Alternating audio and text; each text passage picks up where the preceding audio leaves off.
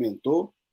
E, bom, eu destaco na nossa pauta agora, né, tem a ver exatamente com esse tema, é a continuidade, né, é a Globo, né, campeã mundial do golpe de Estado. Ou, mundial não, ela perde aí para alguns organismos norte-americanos, como a CIA, né? Ela, na verdade, é, é uma espécie de sucursal, né?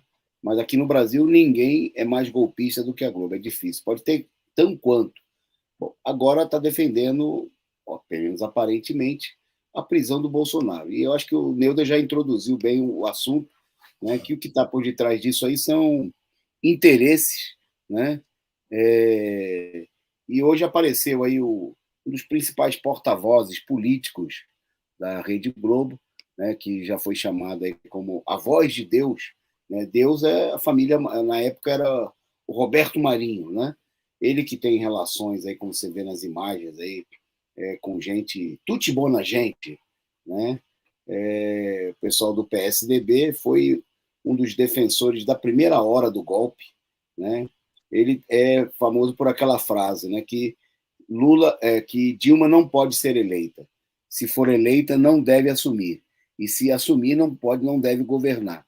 Né? Veja essa postagem, essa matéria, né, publicada no jornal O Globo, que é de abril de 2016, quando se confirma o golpe de Estado, né, a votação que leva ao afastamento da presidenta Dilma através da votação na Câmara. Ele fala: começa hoje uma transição que poderia ter sido iniciada na eleição presidencial de 2014.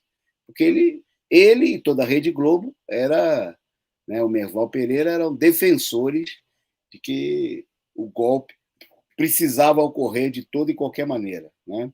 Bom, e agora, né, estão aí defendendo, hoje o Merval publicou matéria defendendo a prisão do Bolsonaro, né? Tem muita gente que procura apresentar isso aí como se fosse uma mudança de posição da Globo. Não, é a mesma posição golpista, né? E tem aquela frase de um político, uma raposa velha, tradicional da política burguesa, né, que você conheceu também, morou muitos anos no Rio de Janeiro, que era o Brizola, né? Que dizia o seguinte: tem que olhar qual é a posição da Globo, você tem que estar do outro lado, né? Se a Globo está defendendo determinada coisa, é porque isso aí não é o interesse do povo brasileiro, né? Então é óbvio, né, como o Neuder assinalou corretamente, que nós estamos diante de uma armação golpista, né? É a tentativa da direita velha, a velhaca, a velhíssima direita tradicional, golpista, até a medula, que está procurando cortar, em primeiro lugar, um dos polos da polarização política, né, que é a direita liderada pelo Bolsonaro, para depois atacar o outro polo, né, que é a esquerda liderada pelo Lula. Né? E como nesse momento não dá para enfrentar o Lula está muito forte, né, tem muito apoio, né, tem presença internacional, estão procurando, primeiro, né, podar, né, criar, nesse momento, pelo menos, limitações aí ao bolsonarismo, que tem força, que tem apoio popular, e a esquerda embarca nessa canoa furada. Tem gente aí que fica comemorando o Merval da Globo. Tem gente que comemora o Xandão, né? O ministro colocado no STF pelo Temer, né? Ex-secretário da porrada, quer dizer, contra o povo, desculpe, da segurança pública, né, de São Paulo, dos governos do PSDB, né? Apresentando esses setores como se eles fossem democráticos, né? Defensores do interesse nacional. É claro que nós estamos diante de uma armação, né?